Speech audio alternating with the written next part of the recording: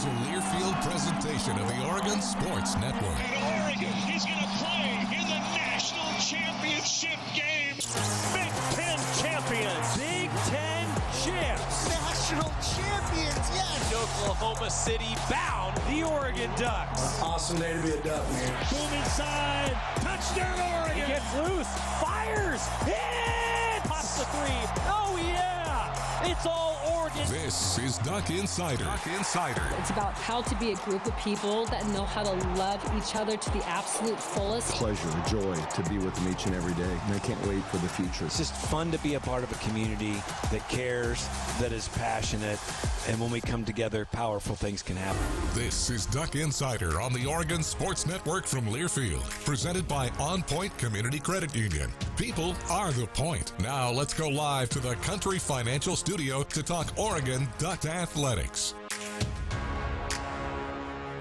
What a weekend in Oregon athletics across the board. A few different sports executing in really big ways. And I think we were about 5 combined seconds between Oregon men's and women's basketball to having one really stellar weekend when a whole bunch of teams would have felt really, really good coming in here on a Monday. On a Duck Insider here in the Country Financial Studio, Ryan Milano with you, breaking down everything that happened in Oregon athletics over the weekend. But the reason why I'm so excited is because it's always a great day around the athletic department when you can secure not one, but 2 Big Ten championships. Oregon indoor track and field won both the men's and the women's Big Ten indoor championships in 2026. And it's no surprise because Oregon has been really dominant in the Big Ten on the track, whether it be not just on the track, but also anything that really uses your legs on the cross-country course, on the indoor track, on the outdoor track. There have been 10 championship chances since Oregon has joined the Big Ten across cross-country, indoor, and outdoor track and field. Oregon has won 8 of those titles.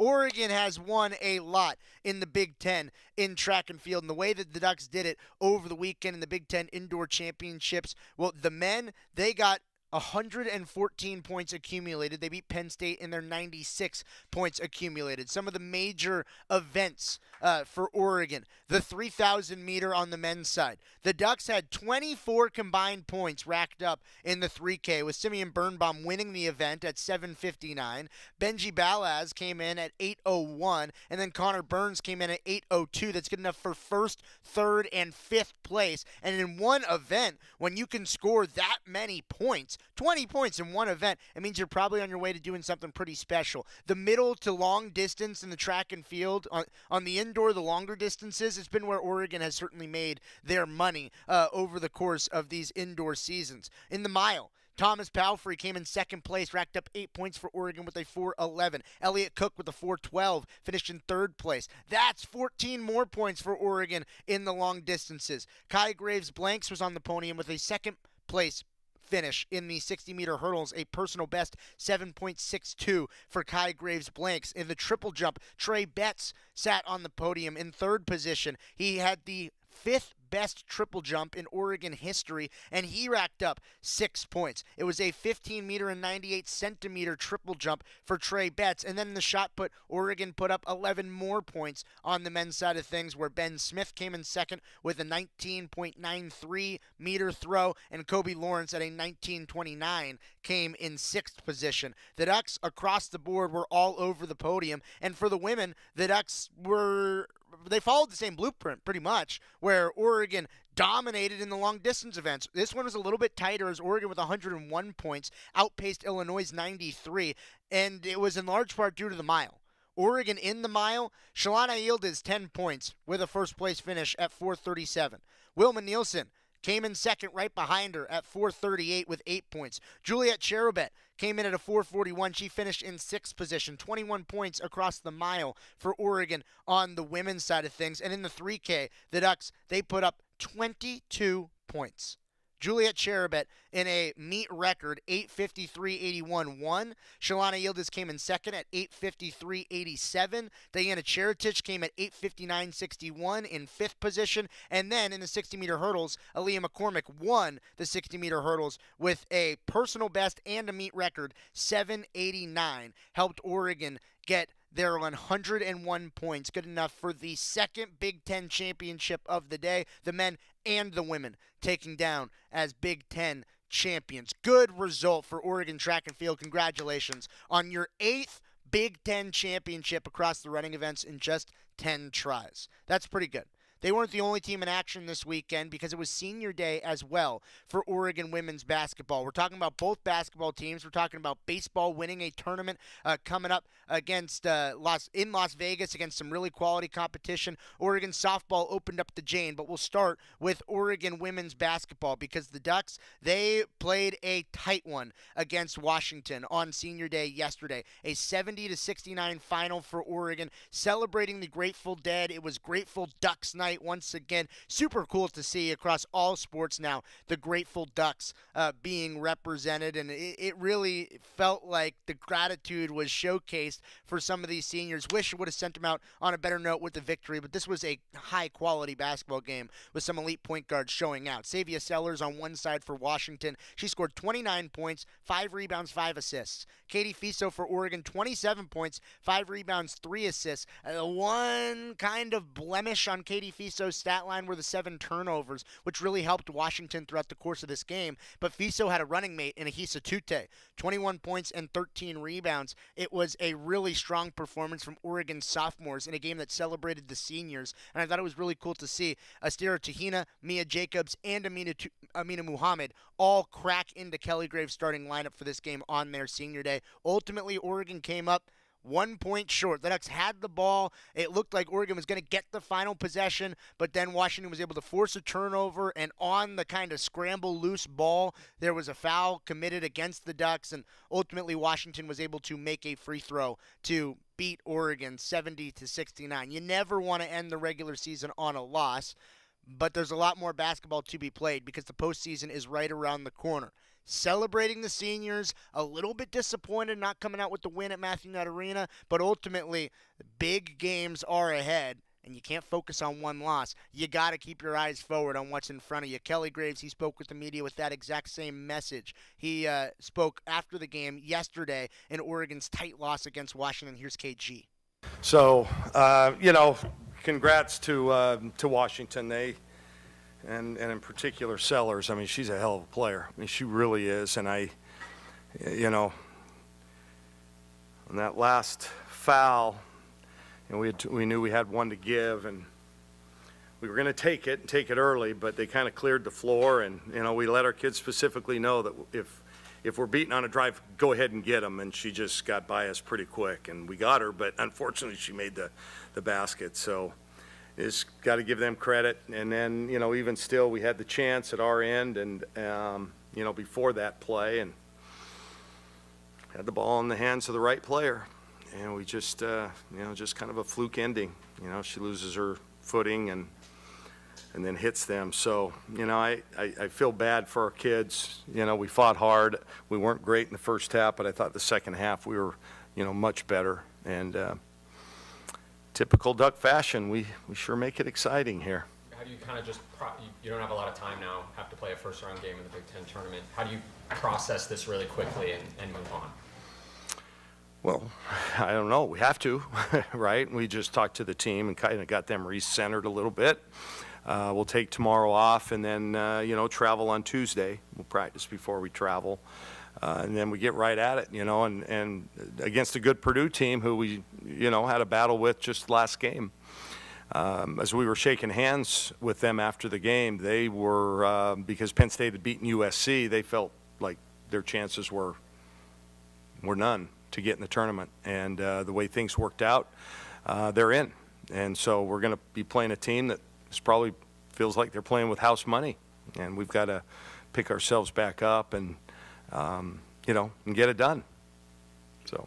Katie had obviously had a tough time up in Seattle, but this is maybe her best game regardless of that last sequence there that she's had here. Can you just speak to the light coming on for her and her ability to get to the rim? Yeah, I thought it was great. We got, open lanes for her, spaced the floor pretty well, and she was on it. She was on it. That's why I felt really good about the last possession. We had it in the right hands, and she's not afraid to, like I told her after the game, the great ones are never afraid to miss that big shot or make that, sometimes it works out, sometimes it doesn't.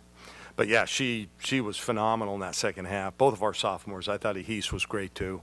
And again, Ahis, she drew how many fouls tonight? 8. I mean, that's kind of normal for her. I thought that we could get 21 out of the game because I thought she played pretty well for them, but we couldn't get that 5th foul on her. But yeah, those two were warriors. The turnover's a little high, but God bless her, man. That kid is. Those two are. They're nails, tough as nails. It's kind of tough with Sellers because if you pour everything into taking her away, other people can kind of step up. So, but what kind of went into trying to defend her as best you could and then defending them as a whole? Well, second half, I thought we did a little bit better job. We started trapping the ball screen a little bit and had some success with it. Yeah, it's one of those pick your poison kind of things. You know she's going to get hers in the end anyway. You try to take away the others. I thought in both games we did a great job on Howell, who's maybe their second best player, and we just that kid is really good. She is really, really good, and Chris is supposed to remind me to fill out my all Big Ten bracket, or not bracket, what would you call it? First team and second team, and Sellers is going to be really high. I mean, she is fantastic talent. Before Katie stumbled, what was sort of the plan on that? Okay, before Katie stumbled and lost the ball, what was sort of the plan on that entire? Yeah, pretty simple.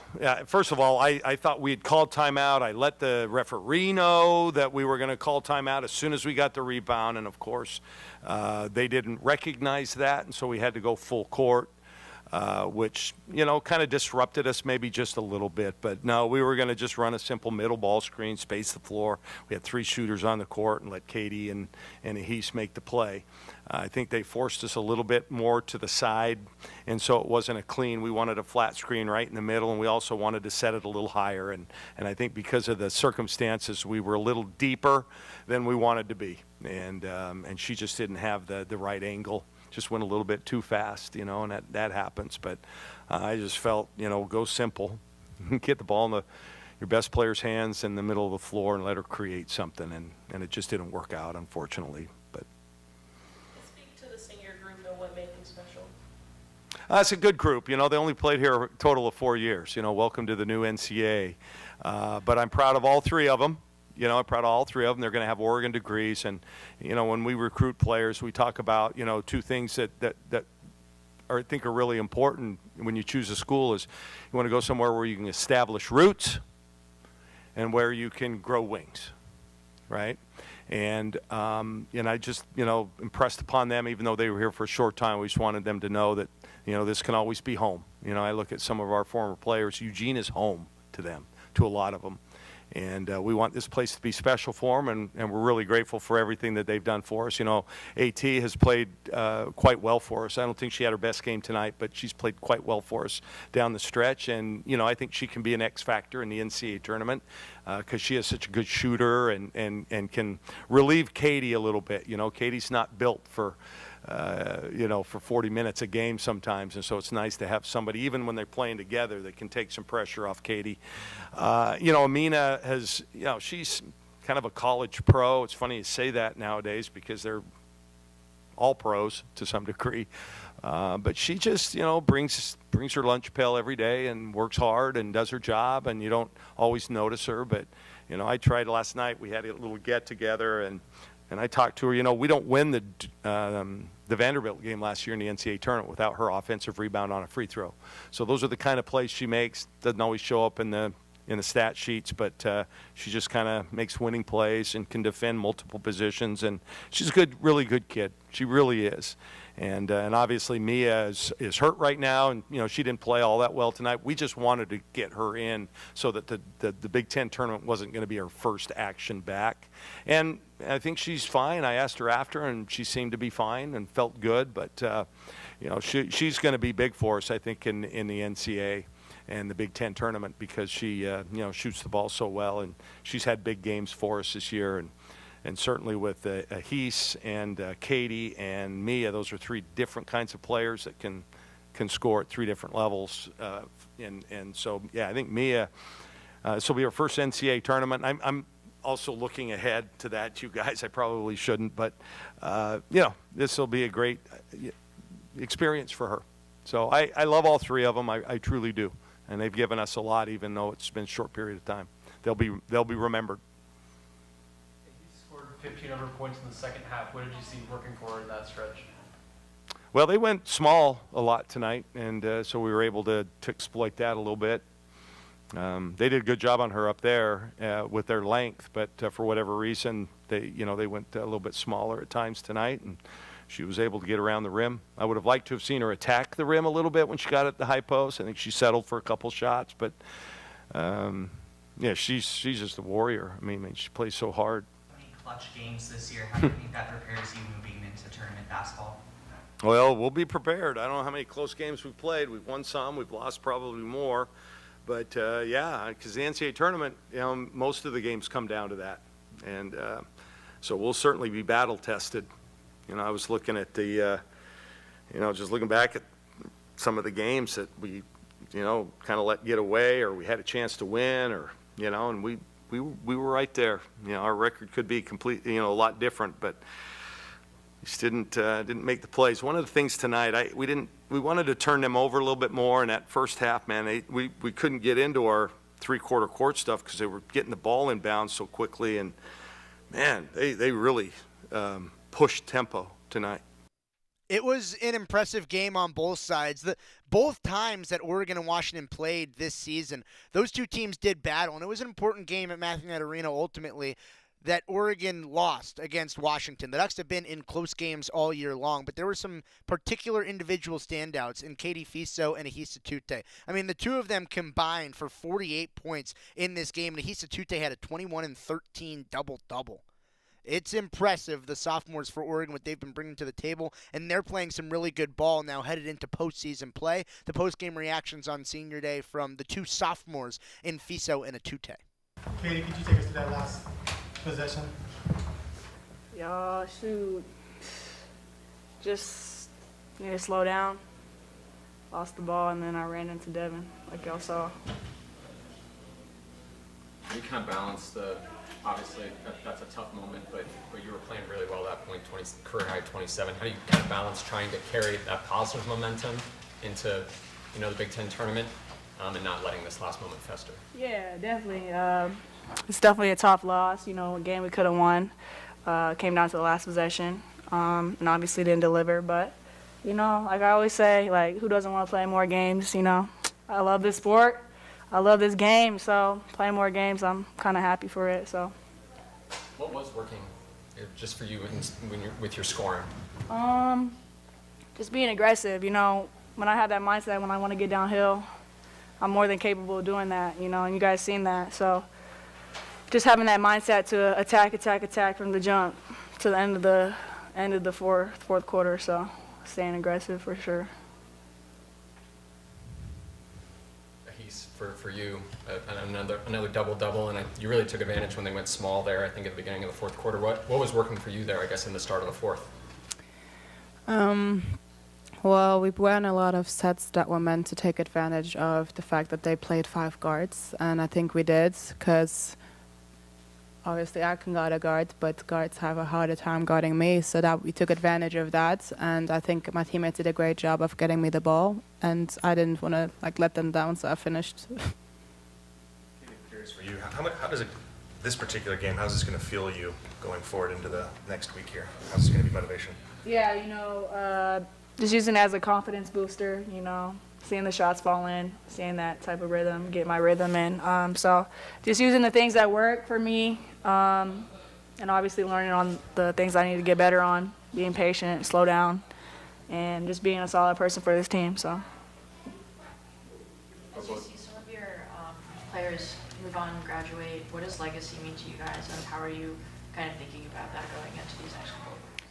Yeah, I would say just like the impact that you leave on other people. You know, basketball is so much highs, so much lows. There's a lot of wins, there's a lot of losses, a lot of heartbreak, a lot of happiness, but at the end of the day, it's the impact that you leave on other people. Like, how are you impacting your teammates? How are you creating these lifetime-long relationships after basketball? Because at the end of the day, basketball stops dribbling. So just having a positive impact on whoever steps on the floor, whoever's watching the game, the little girls that are watching the game. So just trying to be the best version of myself for the kids to come. For you both, obviously there's more to play this year, but you know it's the last one here.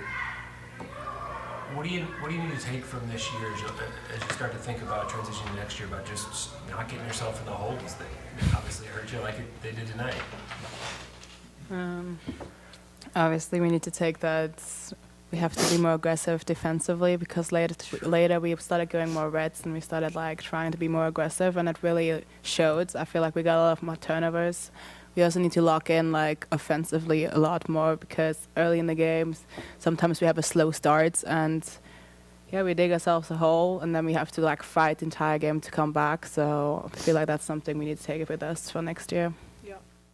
Oregon women's basketball, the regular season is over, but the postseason is just starting. The Ducks, you'll see them in the bottom left corner if you're watching live with us on YouTube, Facebook, of the Big Ten women's basketball bracket. Oregon will play Purdue in round one. The Ducks will be in action on Wednesday in Indianapolis. It'll be televised on Peacock. It is expected to be a 5:30 approximate tip-off. The times that you see on this screen are Eastern time, so it'll be a 5:30 Pacific time scheduled tip, but you guys know with this tournament type of format, it could be 5:30, it could be a little bit later than that, depending on how the first two games and the timing of it goes about. But we do know that Chris Clayton will take air from Indianapolis 30 minutes before that 5:30 scheduled tip. So at 5 o'clock, Chris will have air on Wednesday, getting prepared for Oregon in their first postseason game of the year, hoping that Oregon is going to have quite a few more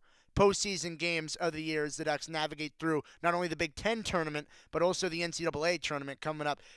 It's March 2nd. We are in March. And it feels like it. Postseason basketball for Oregon women's basketball and a stretch run in the regular season for Oregon men's basketball. Might not make the NCAA tournament, the men this year, but they are fighting hard in the end of conference play. It was a battle against Northwestern over the weekend. We're going to talk about it when we return after this on Duck Insider on the Oregon Sports Network from Learfield. Dear Winter, Toyota's got 25 vehicles with available all-wheel drive and four-wheel drive, and that's more than any other auto brand. So you bring the action, and we'll bring the traction. Toyota, let's go places. Based on manufacturer's websites as of 10/20/25. As a local community credit union founded by teachers, OnPoint is committed to supporting the students and faculty at the University of Oregon. And on game day, we're right there with you, on the field, in the bleachers, and in the classrooms. Drop by one of your local branches today and discover the many ways OnPoint can help support your financial well-being. OnPoint Community Credit Union. People are the point. Federally insured by NCUA. Equal housing opportunity. Dear Winter, Toyota's got 25 vehicles with available all-wheel drive and four-wheel drive, and that's more than any other auto brand. So you bring the action, and we'll bring the traction. Toyota, let's go places. Based on manufacturer's websites as of 10/20/25. More Duck Insider from the Country Financial Studios after this on the Oregon Sports Network from Learfield.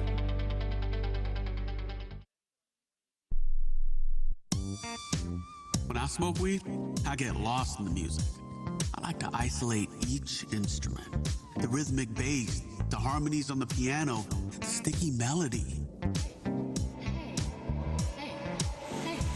Hey, careful, babe. There's someone crossing the street. Sorry, I didn't see him there. If you feel different, you drive different. Don't drive high. It's dangerous and illegal everywhere. A message from NHTSA and the Ad Council. Hey, Dad, how do airplanes fly? What's in this box? Is this tree good for climbing? How are babies made? What does this thing do? Kids are curious about everything, including guns. Talking to them about gun safety in your home is a good first step, but you can do more. Always keep your guns locked, unloaded, and stored separately from ammunition. Safe gun storage saves lives. Learn how to make your home safer at endfamilyfire.org. That's endfamilyfire.org. Brought to you by End Family Fire, Brady, and the Ad Council.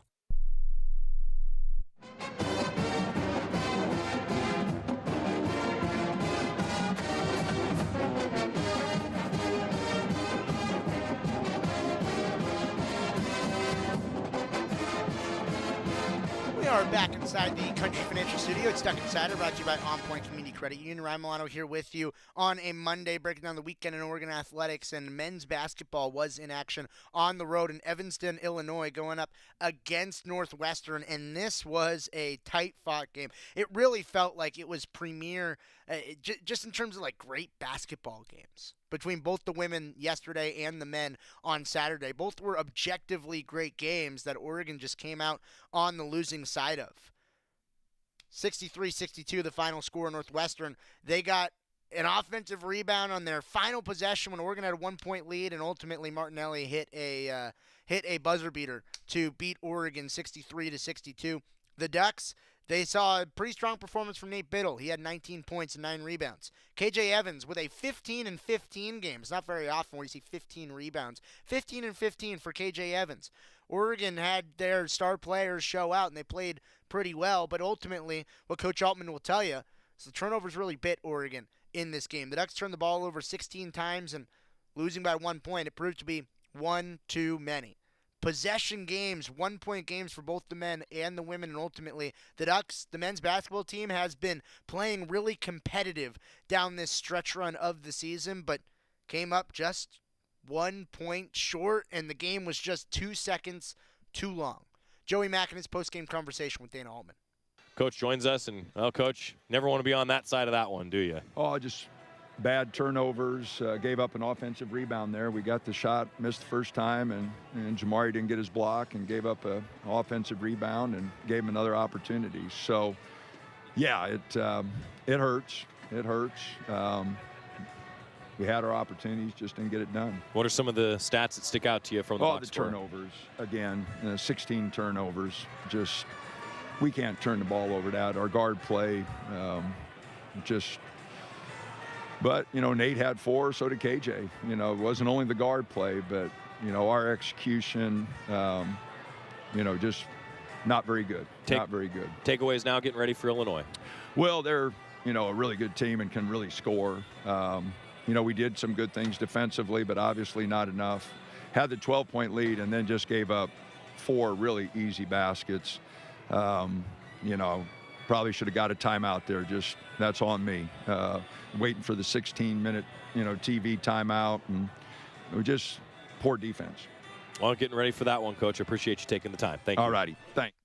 That's Coach Altman in what was a disappointing loss for Oregon men's basketball. 63-62, Oregon playing against Northwestern. It took a buzzer beater ultimately in order for Northwestern to beat an Oregon team that has been playing a lot better basketball down the course of the stretch run of this season. Oregon on the road, they will play Illinois, a ranked and top 12 Illinois team, coming up tomorrow at 6 p.m., a 5:30 pregame show for Joey on the Oregon Sports Network. It'll be televised on Peacock. It's the second to last game of the regular season for Oregon, and the Ducks have a talented opponent in front of them. Coming off of a loss, the Ducks have played pretty good ball down the stretch of this season, and a chance against probably the best opponent that they've faced since Nate Biddle has been back, between Illinois and Purdue. Oregon has a chance to go on their floor and do what they almost did against Purdue, what they almost did against Northwestern. They've been in really tight games against good teams on the road in Big Ten play. Illinois coming up tomorrow night at 6 o'clock for Oregon men's basketball. It's also going to be a big game tomorrow for Oregon baseball against Oregon State, and the Ducks have momentum. Oregon baseball won the Live Like Lou Las Vegas Classic. I was down in Las Vegas with the team. We'll tell you about Oregon's successful weekend on the Diamond coming up on the Oregon Sports Network from Learfield. As a local community credit union founded by teachers, OnPoint is committed to supporting the students and faculty at the University of Oregon. And on game day, we're right there with you, on the field, in the bleachers, and in the classrooms. Drop by one of your local branches today and discover the many ways OnPoint can help support your financial well-being. OnPoint Community Credit Union. People are the point. Federally insured by NCUA. Equal housing opportunity. When life blindsides you with an injury, you need a team that's tough. For over 30 years, Morgan & Morgan has been fighting for the people. This season, we're proud to partner with Oregon Athletics. Because whether it's on the field or in the courtroom, we're both determined to do what it takes to win. Morgan & Morgan, proud partner of Oregon Athletics. Injured? Dial pound law. Morgan & Morgan, 10150 Southwest 6th Avenue, Portland. Prior results do not guarantee a similar outcome. This is Duck Insider, presented by OnPoint Community Credit Union on the Oregon Sports Network from Learfield. You wanted to be cool, which led you to smoking, which led to a pack a day. Then you met that special someone, which led to starting a life with them, which led to wanting to live longer, which led to quitting. Then you heard you may be at risk for lung cancer, which led you to getting a low-dose CT scan. If you smoked, get scanned. Talk to your doctor and learn more at savedbythescan.org. Brought to you by the American Lung Association and the Ad Council. When your car is making a strange noise, no matter what it is, you can't just pretend it's not happening. That's an interesting sound. It's like your mental health. If you're struggling and feeling overwhelmed, it's important to do something about it. It can be as simple as talking to someone or just taking a deep, calming breath to ground yourself. Because once you start to address the problem, you can go so much further. The Huntsman Mental Health Institute and the Ad Council have resources available for you at loveyourmindtoday.org.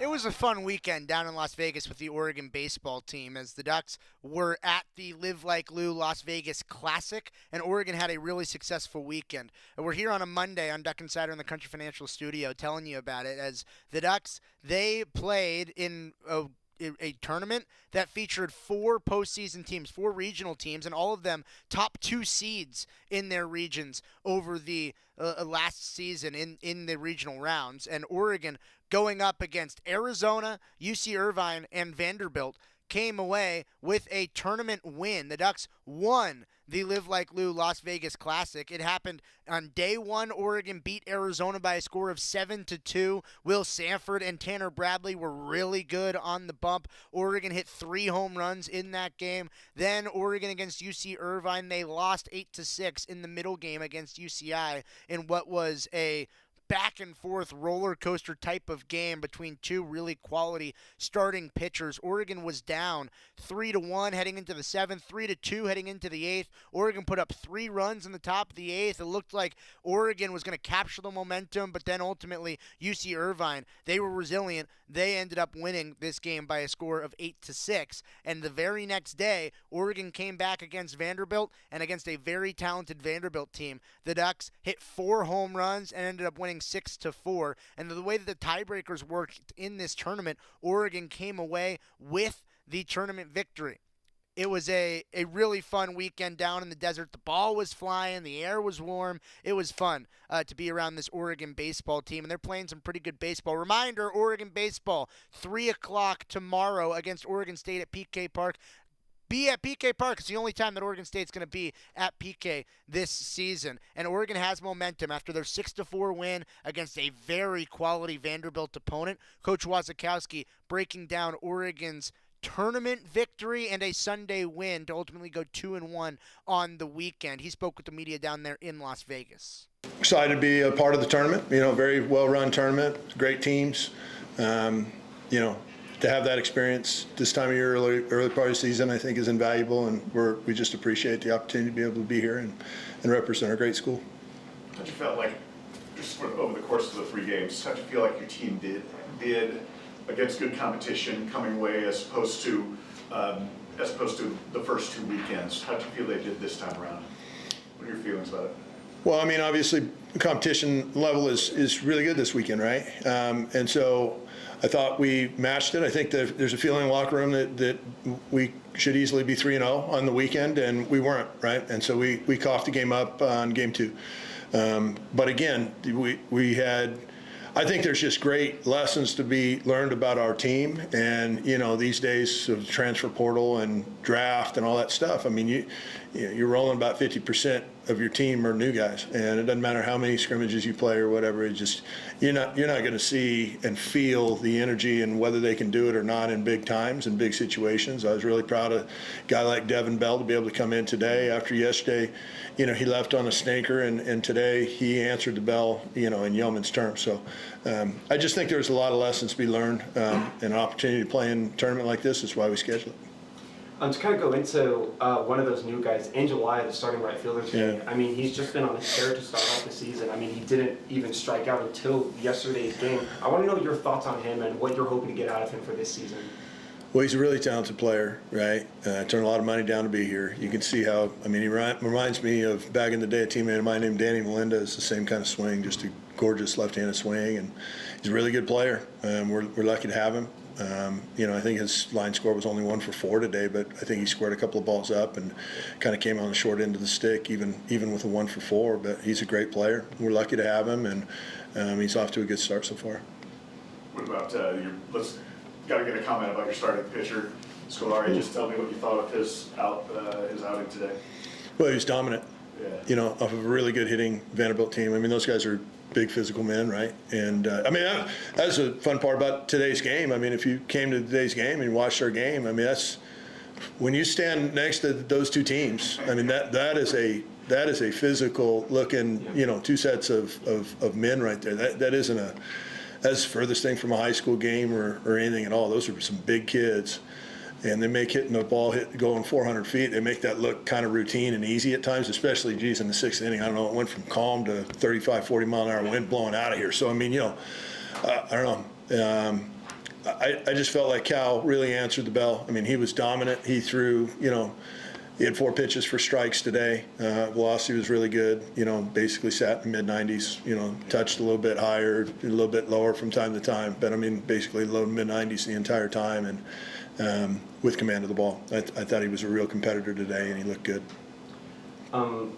Coach, I was wondering, Blake Crawford made his collegiate debut today, obviously faced the one batter and walked him, and then you brought in Devin Bell. Right. Was the plan to give Devin Bell more time in the bullpen, or was it just you were trusting in Blake Crawford, wasn't able to get the job done on the first batter, so you move on to the next guy? No, I mean, it's day 3 of the series. We had everybody hot and ready. We knew the scenarios that we wanted. We knew the scenarios that we wanted if they were to pinch hit, which they did. We got the matchup that we wanted. We got the matchups that we wanted. And nevertheless, I really felt like one of the biggest keys was when we were able to get Logan Johnston out. I mean, that was a big deal. That was a big deal because he'd been on. I mean, their entire top of the order has just been on fire lately. But the right on left deal right there with him, that was a really important out for us to get the strikeout right there, and then to end with the Brody Johnston kid being able to get in on him and get the pop up with Devin. I thought that was especially the way Devin pitched yesterday, for him not to be timid at all today and still run the ball in on guys in bases loaded situations and do what he needed to do. I felt like that was showing a lot of character right there with that young guy. Absolutely. Last thing for me, Coach, just kind of what would you like to see your team do after this weekend? What would you like to see them do, maybe improve on or do differently here in the weeks ahead, moving on? Show more maturity and trust themselves. You just saw some guys not trust themselves, I felt like, late in the game for 2 days.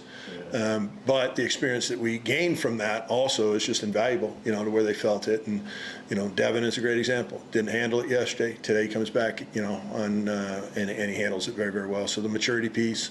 And then just, quite candidly, Eric, I mean, it's just a group that is super talented, as you can tell, super physical, as you can tell, and they just don't have a ton of experience. And so just us getting experience like this is really critical, and I think without having to look into it anymore, I just think that the lessons learned, we don't have to coach into them. They got it in real time today, which is great. Coach, I'd love to know what your experience was like here in Vegas outside of the ball games themselves, such as touring the facilities here at Las Vegas Ballpark and the hospitality from Peak Events this weekend. Well, I mean, we stayed in a nice hotel. I mean, we didn't get out. I mean, we had a nice steak dinner last night, courtesy of Pat Kilkenny. You know, I mean, he's more than generous, and it was unfortunate. It was his birthday yesterday, and we lost, and yet he still paid for dinner. It's the kind of guy he is, right? But his name's all over our field, and we wanted to honor him the right way, and that would have been winning on his birthday. He just lost his mother this week, which was tragic, and then we didn't get to celebrate on his birthday, which at least we're celebrating today, which is second best, I guess. But we didn't get out in the city a whole lot. We stayed in a really nice hotel. They treated us great buses. Everybody was super cordial. It seemed like there was 1 million people on staff here. They did just an A+ job. I was impressed with the way they ran their tournament, and not all tournaments are well run like this, you know. And so credit to them in Vegas. I think they did a tremendous job, and the fans were. It felt like a home game. I mean, it felt like a late in the season home game for the Ducks because there was a lot of Oregon fans here, which was really fun to see them travel. It was cool. It was cool down in Las Vegas this weekend to see Oregon play really well and to see a lot of Nevada natives play really well. Cal Scolari from Nevada, he threw electric. He threw 6 shutout innings and 8 strikeouts yesterday. Berkeley Mabius from Henderson, Nevada. He hit a couple home runs over the weekend. He had a big weekend in his own right. Oregon has some products down from Nevada, and they've got some fans down in Nevada. So thanks to all the Duck fans who showed out over the weekend. It was really cool to see all of you, get to talk to a few of you, and it was really cool to see the team play pretty well. And actually, in one of the interactions I had with a fan leaving the ballpark yesterday, I said, hey, well, you know, thanks for coming out. He said, well, I'll see you at PK Park on Tuesday. And I hope I see all of you out at PK Park on Tuesday because at 3 o'clock tomorrow, Oregon State is playing at PK Park. It's the only time that the Beavers will play at PK Park this season. The way that the Oregon State series is working out this year, it'll be 1 game at PK Park, 1 game up north in Hillsboro at a neutral site, and then there will be 1 game in Corvallis, playing in some of these midweeks across the course of the season. A little bit of an abbreviated series throughout the course of the year, and I think it'll be interesting snapshot timestamps of where each team is at each certain point in time. And I think that getting to see Oregon against Oregon State at PK Park never disappoints. The Ducks have won 6 straight against Oregon State on the baseball diamond. And trying to continue that, we need your help at PK Park. 3 o'clock tomorrow, 2:45 first pitch I'll have on the Oregon Sports Network. Be there. Fill PK Park. It's going to be a whole lot of fun. Oregon softball, they've also got Oregon State on the schedule this week. They opened up the Jane this past weekend as well. Talking about a successful weekend for Oregon softball at home on the Oregon Sports Network from Learfield.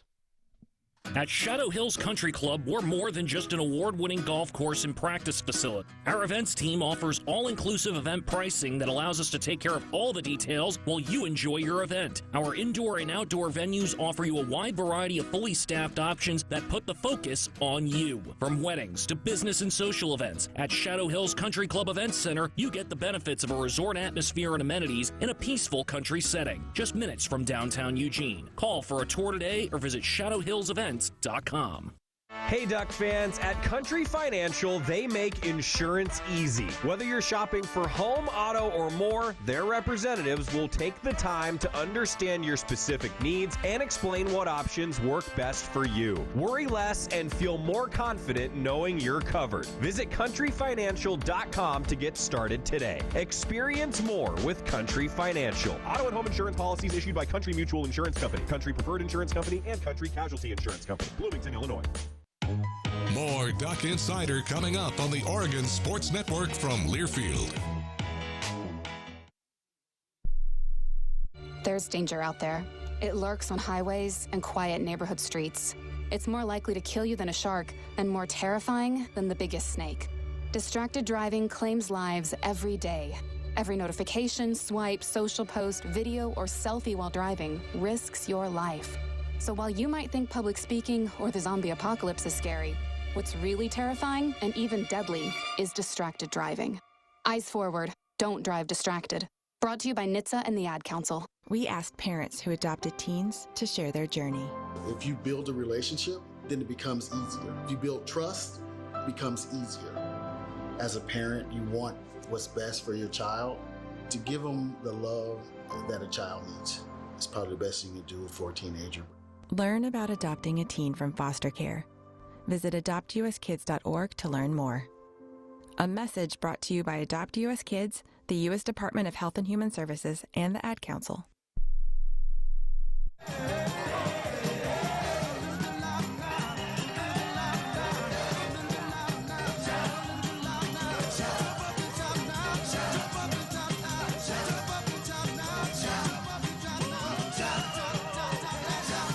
It's a fun time of year around the Oregon Athletic Department. Here on Duck Insider, brought to you by OnPoint Community Credit Union inside the Country Financial Studio. Oregon softball. They're starting to get a few wins strung together here. And the Ducks, I thought it was a fantastic celebration in the opening of the Jane this weekend where Oregon got to play. It was some pretty good turnout, some good weather over the course of the weekend. Thanks to all the Duck fans who showed up at the Jane to support Oregon softball. And now the Ducks have won 6 in a row heading into Oregon State on both Wednesday up in Corvallis and Friday back here at the Jane. It's similar to what baseball's doing in a little bit of an abbreviated series.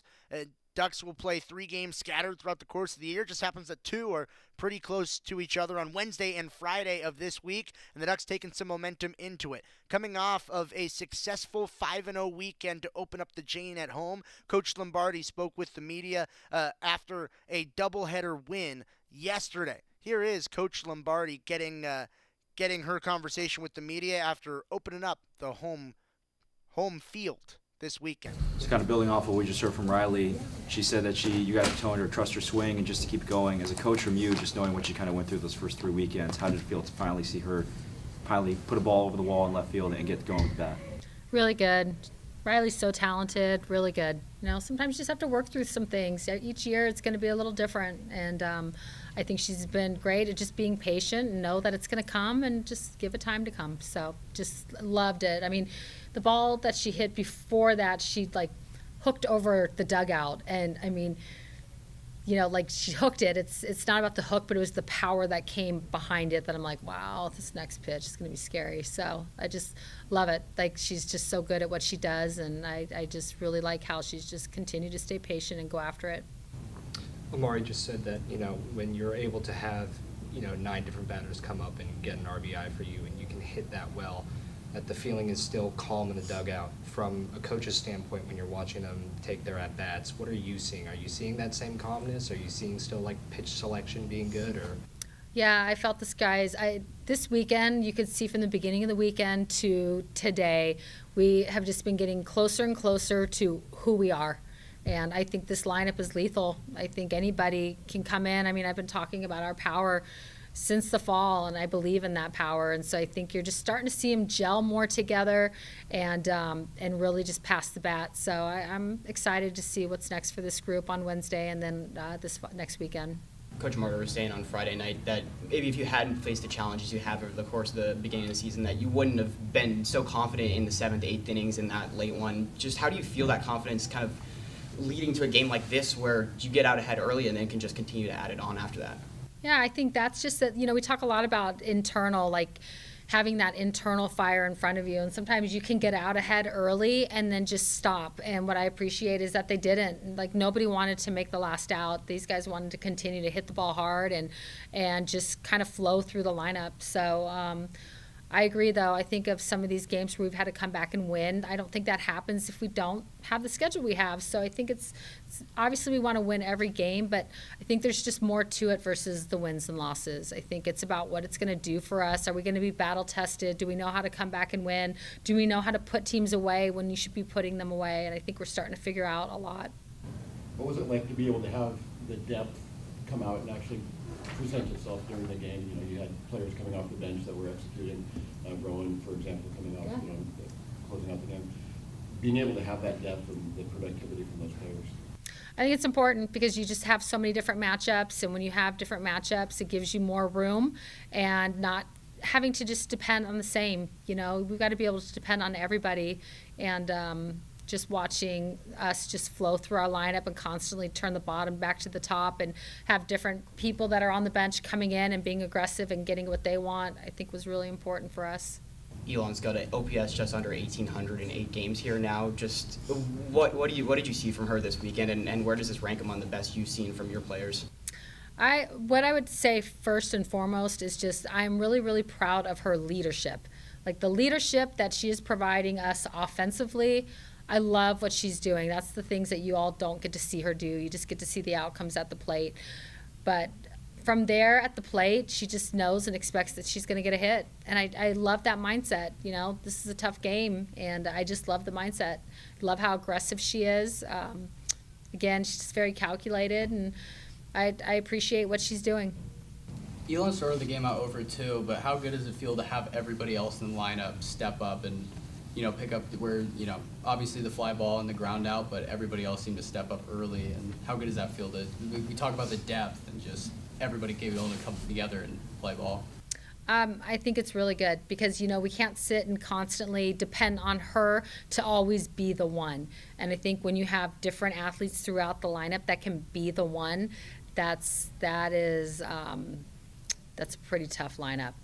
You don't just have to have a couple. And so I think we talk about the depth of our staff and how deep can we be. It's the same thing with the lineup. Like how deep can we be through the lineup and then having people come off the bench. For the uninitiated, could you just speak to what it's like, the conditions being, what they were today, the field's not optimal, the ball's wet, being able to work through that, what it's like for the people that don't really play the game and don't understand it, what it takes to do that? Yeah, I think every game we show up to play the opponent, and then you're going to have other games that you're going to show up to play the opponent and somebody else. I think early in the year we've showed up to play the opponent and ourselves, and we're making things too hard. You're going to also show up and play the opponent and also have to play the weather. And with our weather, it rains here, and we have to be able to understand how to throw wet balls and be just fine doing it. So what I was excited about today, I really wanted to figure out for us to play because this is going to show up later in the year as well, and we're going to handle it because we handled it well today. I really appreciate Taylor and how she came in and were able to get us out of the inning and then continue on. But you're going to have adverse moments, whether it be the weather, it be delays, and you're playing late at night. Whatever it may, somebody's sick and they're out. So I think it's really important that our athletes understand how to handle that. Do you guys try to embrace that at all, knowing you're the team from Oregon and that the other teams coming in aren't always ready for that weather and stuff? Yes, I think we should be able to play in any type of weather, for sure. I look at this group, and we've been practicing, and we haven't had a whole lot of rain in the month of January, but we had a whole lot of cold, and we practiced every single day in the cold. I just think that's a part. We play outdoors, so you got to deal with the elements and be able to. They should not be a factor at all. And I think this group handled the weather very, very well today. One of the challenges you said, being able to play yourselves, not beat yourselves, but the execution today, I could tell that there were some things that you guys had worked on that were executed a little bit better. What's it like being able to see that the team is actually making that progression? It's really good. I love when we go to practice and then what we did in practice showed up. We had some base running miscues that we needed to be better on, and you could see that today. We did not have miscues. Our defense, I'm really proud of our defense, and they are really solidifying themselves. Katie had some shots today, and those are nothing to her. She handles those really well. And then just seeing our lineup, just refusing to be the last out. I really like that. So I think the schedule that we're playing, it's showing us, the schedule that we're playing are showing us the things that we need to get better in, and then to come home and work on it and improve in those areas. That's what it's about. Oregon looking to continue that improvement this week against Oregon State on Wednesday, and then again on Friday, and then another home tournament here at the Jane over the course of the weekend. A lot more happened in Oregon athletics over the course of this last weekend. We're telling you about it on the Oregon Sports Network from Learfield. As a local community credit union founded by teachers, OnPoint is committed to supporting the students and faculty at the University of Oregon. And on game day, we're right there with you, on the field, in the bleachers, and in the classrooms. Drop by one of your local branches today and discover the many ways OnPoint can help support your financial well-being. OnPoint Community Credit Union. People are the point. Federally insured by NCUA. Equal housing opportunity. We know you turn to the Duck Store for all your game day needs. And for students at the University of Oregon, it's even more. Class supplies, jobs, a seat on our board, a place to take a quick coffee break. Because we're your student-first, non-profit college store, every purchase you make directly supports the very community we serve. From working at our counters to studying in the classroom, from directing our stores to cheering in the stands, the people we serve, the students, are the very people who are the Duck Store. Don't go anywhere. Duck Insider continues after these messages on the Oregon Sports Network from Learfield. You say you never give in to a meltdown and never fill your feed with kid photos. You say you'd never put a pacifier in your mouth to clean it and never let them run wild through the grocery store. So when you say you'd never let them get into a car without you there, no, it can happen. 1 in 4 hot car deaths happen when a kid gets into an unlocked car and can't get out. Never happens. Before you leave the car, always stop, look, lock. Brought to you by NHTSA and the Ad Council. Let's take a moment to breathe. Deep inhale. Extend your spine. Remain focused on what you're doing. If safe to do so, exhale slowly, leaning to one side. Inhale back to center. If safe to do so, exhale slowly to the opposite side. Find mental health resources at loveyourmindtoday.org. This message is brought to you by the Huntsman Mental Health Institute and the Ad Council.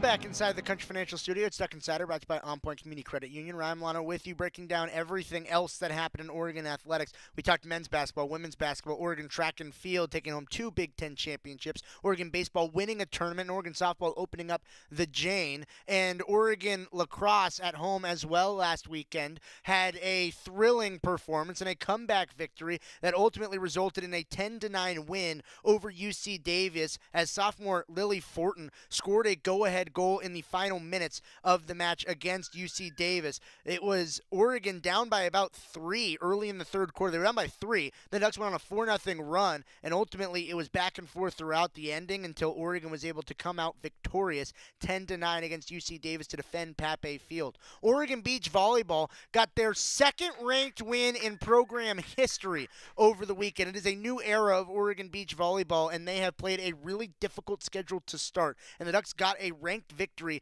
against Georgia State over the weekend, 4-1 at the Cactus Classic in Tucson, Arizona. A big win for Oregon Beach Volleyball, which have continued to put together some solid performances. It was a 1 versus 2 in acrobatics and tumbling, and Oregon put up a season best score and just fell short to the Baylor Bears over the weekend. Oregon men's tennis got a victory, and there's so much else going on in the world of Oregon athletics. I'm with you tomorrow. Missy Lombardi, Rob Mullins, Athletic Director Tuesday. See you then. Go Ducks.